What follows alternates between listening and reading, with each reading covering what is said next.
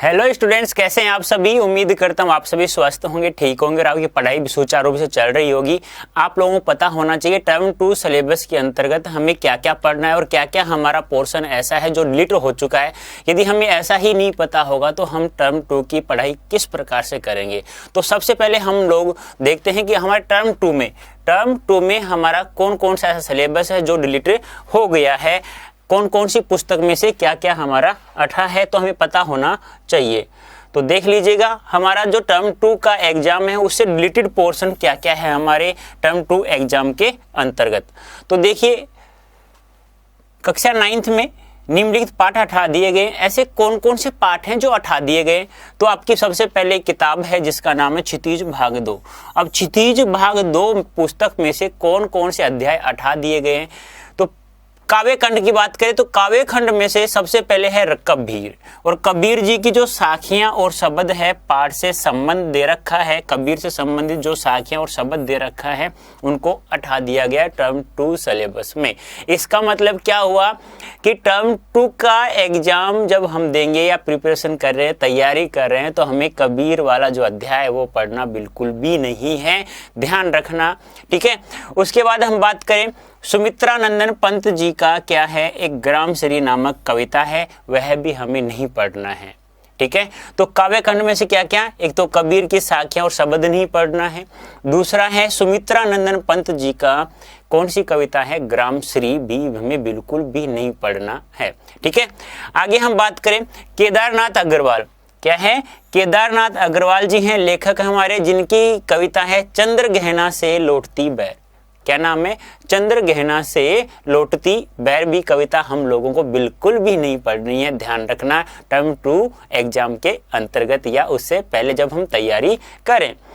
तो सर्वेश्वर दयाल सक्सेना जी का कौन सी कविता भी, मेघ आए। तो हमारे काव्य खंड की बात करें क्षितिज भाग 1 के अंतर्गत कक्षा 9th के अंतर्गत बात कर रहा हूं, ध्यान रखना।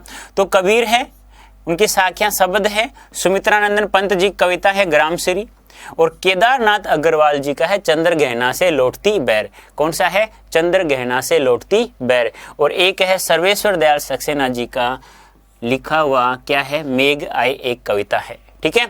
और इसके अलावा एक है चंद्रकांत देवताले की कविता है यमराज की दिशा। इसका मतलब 1 2 3 4 5 यानी 5 काव्य खंड में से 5 पार्ट 5 चैप्टर तो हटा दिए गए हैं जो हमें बिल्कुल भी टर्म 2 के अंतर्गत नहीं देखने हैं। तो याद हो गए क्या, कबीर की साखियां और शब्द, सुमित्रानंदन पंत की ग्रामश्री कविता है, और केदारनाथ अग्रवाल जी का चंद्र गहना से लौटती बैर है, और सर्वेश्वर दयाल सक्सेना जी द्वारा लिखित कविता है मेघ आए, और एक है चंद्रकांत देवताले की क्या है, यमराज की दिशा। ये कविताएं हैं जो 5 कविताएं हमें बिल्कुल भी नहीं पढ़ना है, ध्यान रखना टर्म 2 के अंतर्गत। यदि हमें 100% नंबर प्राप्त करना है तो इनको तो हमें देखना भी बिल्कुल भी नहीं है। आगे हम बात करें गद्य खंड में से क्या क्या हटा दिया गया हमारे। तो श्यामाचरण दुबे हैं जिसका अध्याय है उपभोक्तावाद की संस्कृति। श्यामचरण दुबे जी द्वारा रचित उपभोक्तावाद की संस्कृति, ठीक है। नेक्स्ट है चपला देवी का है नाना साहब की पुत्री देवी मैना को भस्म कर दिया गया।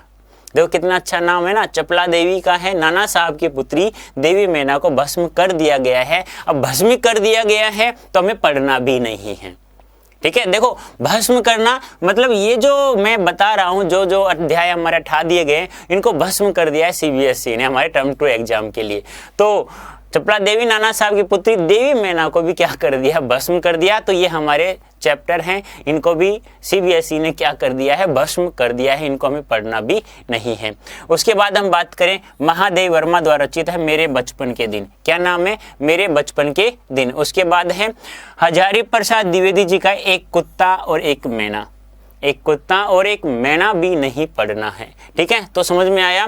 तो गद्य खंड में से क्या क्या नहीं पढ़ना, श्यामाचरण दुबे जी का उपभोक्तावाद की संस्कृति, चपला देवी का नाना साहब की पुत्री देवी मैना को भस्म कर दिया, महादेव वर्मा का बचपन के दिन, मेरे बचपन के दिन, और हजारी प्रसाद द्विवेदी द्वारा रचित एक कुत्ता और एक मैना बिल्कुल भी हमें ध्यान ही नहीं देना है टर्म 2 के अंतर्गत, ठीक है। आगे हम बात करें, आगे आपकी कविता का किताब का नाम है कि जिसका नाम है कृतिका भाग 1। और कृतिका भाग एक में से क्या क्या उठा दिया? फणीश्वर नाथ रेणु जी द्वारा रचित है इस जल प्रलय में। क्या नाम है? इस जल प्रलय में। ठीक है।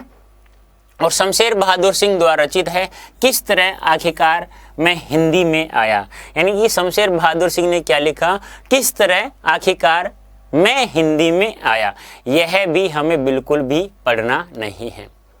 तो समझ में आया हमारे क्षितिज भाग 2 के अंतर्गत कौन कौन से अध्याय हट चुके हैं, काव्यखंड और गद्यखंड में से, और कृतिका भाग 1 में से भी फणीश्वर नाथ रेणु जी द्वारा इस जल प्रलय में और शमशेर बहादुर सिंह द्वारा किस तरह आखिरकार मैं हिंदी में आया, यह भी हमें ध्यान में नहीं देना है। तो समझ में आ गया होगा आप लोगों का। इसका मतलब टर्म 2 सिलेबस के अंतर्गत हमें क्या क्या नहीं पढ़ना है और क्या क्या पढ़ना है वो आप लोगों को सभी को प्राप्त हो ही रहा है रिकॉर्डेड। तो धन्यवाद, थैंक यू सो मच।